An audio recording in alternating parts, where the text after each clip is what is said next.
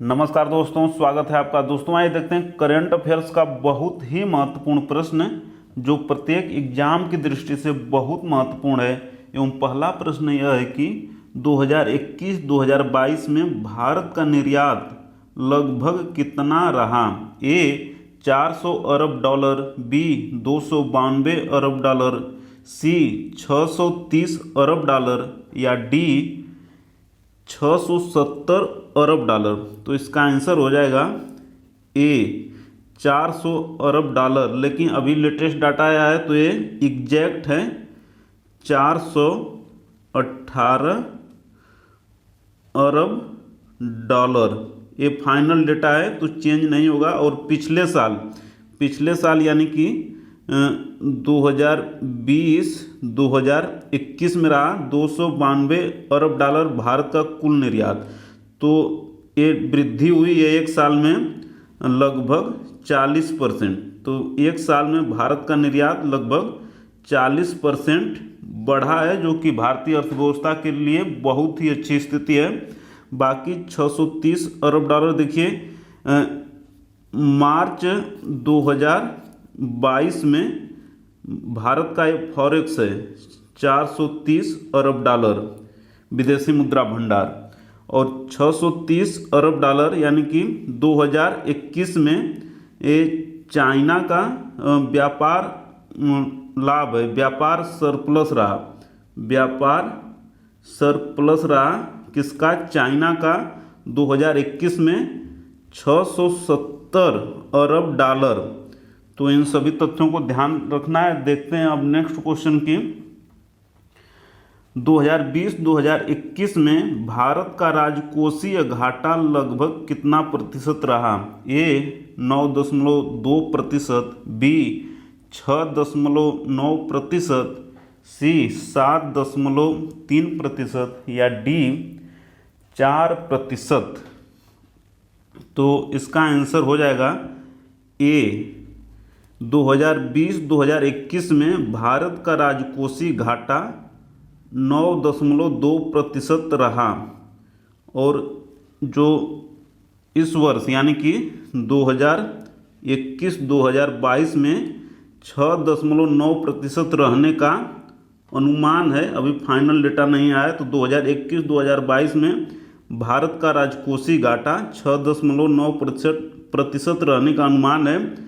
और माइनस देखिए -7.3 ये क्या थी, जीडीपी की वृद्धि दर थी भारत की 2020-2021 में। और पिछले वर्ष यानी कि 2019-2020 में भारत की जीडीपी वृद्धि दर 4% थी। तो इन सभी तथ्यों को ध्यान में रखना है। 2020-2021 में भारत का राजकोषीय घाटा कितना रहा, तो 9.2% रहा।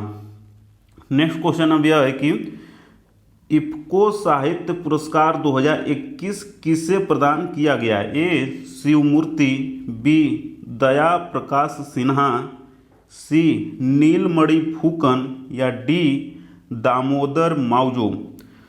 तो आंसर हो जाएगा ए शिवमूर्ति जी को इफ्को साहित्य पुरस्कार 2021 प्रदान किया गया।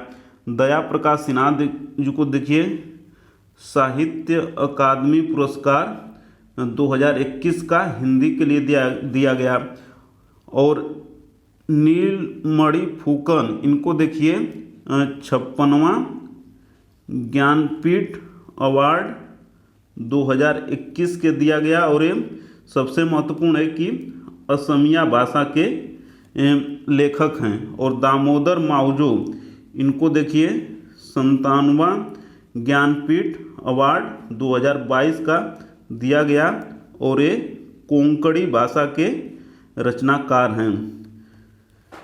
नेक्स्ट क्वेश्चन अब यह है कि सेबी का चेयरपर्सन किसे नियुक्त किया गया। A G Ashok Kumar, B S Somanath, C S Unnikrishnan Nair या डी माधवपुरी बुच। तो सेबी का चेयरपर्सन किसे नियुक्त किया गया, आंसर हो जाएगा डी माधवपुरी बुच जी को हाल ही में नियुक्त किया गया। और जी अशोक कुमार देखिए ये हैं राष्ट्रीय समुद्री समन्वयक, इनकी नियुक्ति हाल ही में की गई है, तो ये भी एग्जाम की दृष्टि से बहुत महत्वपूर्ण है। यस सोमनाथ ये देखिए इसरो के चेयरमैन नियुक्त हुए हैं हाल ही में। और एस उन्नी कृष्णन नायर ये देखिए सतीश धवन अंतरिक्ष केंद्र के निदेशक हाल ही में नियुक्त हुए हैं यस उन्नी कृष्णन नायर। और माधवपुरी बुच सेबी की चेयरपर्सन नियुक्त हुई हैं हाल ही में। तो एग्जाम की दृष्टि से चारों लोग बहुत ही महत्वपूर्ण हैं। नेक्स्ट क्वेश्चन अब यह है कि क्वाड विदेश मंत्रियों की चौथी बैठक कहाँ आयोजित हुई? ए ओस्लो, बी पेरिस, सी रोम या डी मेलबर्न?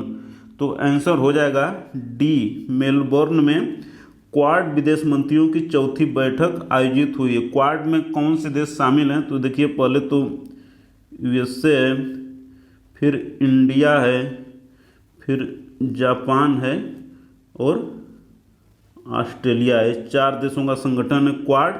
इनकी विदेश मंत्रियों की चौथी बैठक मेलबर्न में हाल ही में आयोजित हुई थी।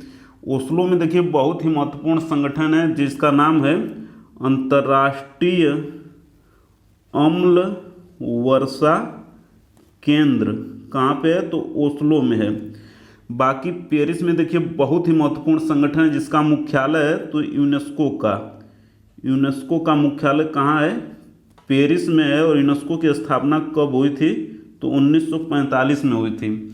और रोम में देखिए बहुत ही महत्वपूर्ण है फूड एंड एग्रीकल्चर ऑर्गेनाइजेशन यानी कि फाओ, इसकी स्थापना 1945 में हुई थी। इसका मुख्यालय कहाँ पे है? तो रोम में है। बाकी क्वाड विदेश मंत्रियों की चौथी बैठक हाल ही में मेलबर्न आयोजित हुई, मेलबर्न ऑस्ट्रेलिया में है। अब नेक्स्ट क्वेश्चन यह है कि फरवरी 2022 में तेलंगाना में एशिया का सबसे बड़ा जनजाति उत्सव किस नाम से मनाया गया? ए सरहूल, बी मेदारम जतारा, सी कर्मा या डी जावा? तो आंसर हो जाएगा बी मेदारम जतारा नाम से फरवरी 2022 में तेलंगाना में एशिया का सबसे बड़ा जनजाति उत्सव मनाया गया। सबसे महत्वपूर्ण कि सरहूल कौन सा त्यौहार है? तो सरहूल देखिए बसंत के महीने में मनाया जाता है मुख्यतः झारखंड में। और ये ग्राम देवता की इसमें पूजा होती है। और बेदारम जतारा तेलंगाना में एशिया का सबसे बड़ा जनजाति उत्सव मनाया गया। कर्मा भी देखिए ये भी मुख्यतः झारखंड में मनाया जाता है। और कर्मा एक कर्म का प्रतीक है और भादों माह की एकादशी को मनाया जाता है कर्मा। और जावा भी झारखंड में मनाया जाता है, जनजातियों का त्यौहार है। अब नेक्स्ट क्वेश्चन यह है कि लता मंगेशकर जी को कौन सा सम्मान दिया गया? ए भारत रत्न, पद्म भूषण, पद्म विभूषण, बी दादा साहब फाल्के पुरस्कार, C office of the legion of honour और डी आंसर था जो कि मिसप्रिंट हो गया है उपर्युक्त सभी। तो आंसर हो जाएगा डी उपर्युक्त सभी। भारत रत्न कब दिया गया था? तो 2001 में दिया गया था।